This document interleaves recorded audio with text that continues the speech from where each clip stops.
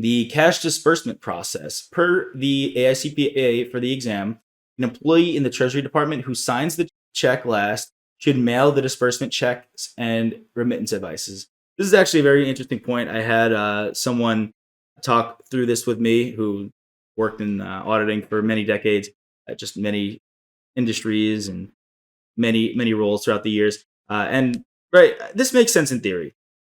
The person who signs the check last should mail it because the one who signs it last doesn't want anyone else modifying it after they've signed it. But if we think about that, in reality, the person who signs a check is usually the treasurer or someone else in a high ranking position. So they wouldn't be taking the time to mail checks and remittance advices. They would be giving that off to, someone else, secretary or administrative assistant or something. So just so you know, this could come up as a question, multiple choice question. Again, the person who signs the check last should mail it, which makes sense, again, in theory, but in reality, quite a little bit different. Now we're going to take a look at our flowcharts when it comes to the expenditure cycle.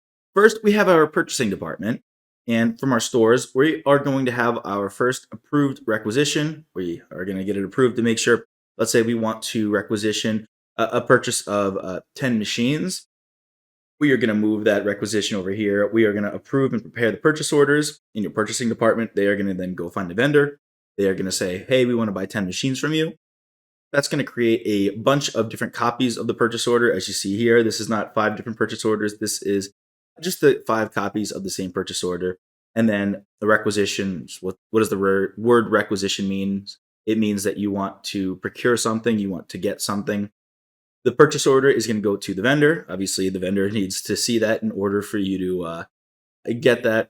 Purchase order 2, that's going to go to the stores. Purchase order 3, going to be sorted by number. Purchase order 4, that's going to go to the receiving department, which we will see here. Purchase order 5, that is going to go to accounts payable. They want to keep the records. And that requisition is going to go to accounts payable as well. Now, as I said, I'm going to redraw that because it was pretty bad. We are going to be over here in receiving now. This is the receiving department. They're going to get that purchase order from the purchasing department. They are going to hopefully receive the goods and then match the goods with the purchase order as a check to make sure that you're getting what you actually ordered. And then they're going to prepare the receiving report, as we've talked about what that is, right? Just proof of what you received and verification that you matched the purchase order with the goods.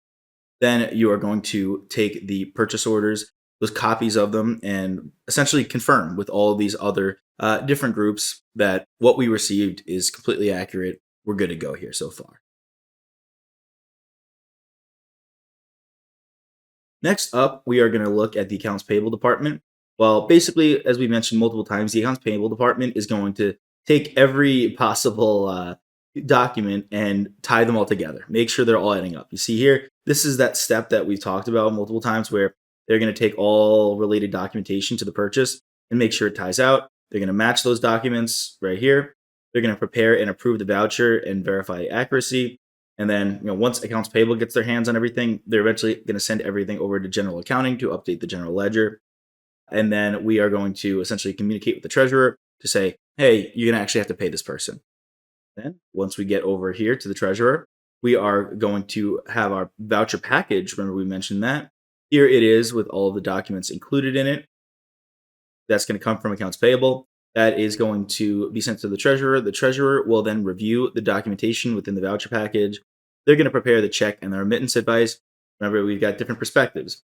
In some cases, we're the ones receiving the check and the remittance advice. And in this case, we are the ones sending a check. And that check is going to have remittance advice as well. And we are going to essentially send that right. We're going to update general accounting. We want to let them know, hey, cash went out the door. Obviously, look for that. Add that to your reconciliation. That is now an outstanding check. And then we're going to send the canceled voucher package, essentially saying, like, okay, this is stamped. We don't want to pay this again, right? Remember that process I mentioned earlier where we don't want to accidentally double pay for something. So we stamp it, paid, canceled, we're good. And that's going to be added to this big file storage for future documentation. Hey there! Are you ready to not only pass your CPA exams, but truly understand and enjoy the material while studying? I know it seems impossible, right? Especially to enjoy the material? We'll do it together. Tap into the power of cpa.examprep.ai, where we've got personalized quizzes, multiple choice questions, memorization guides, flashcards, simulations, all tailored to your learning. Our adaptive study planning puts you on the fastest path to success and lifts you back up if you fall behind. Avoid wasting your precious time and money attempting an exam with a low chance of passing, because who wants that? We want to get you through this process as quick as possible. Our exam readiness prediction lets you walk in with confidence, knowing that you're prepared for success on exam day. Thankfully, there's no payment method needed to get started, so why don't you come join us? Visit cpa.examprep.ai and let's achieve your exam success together.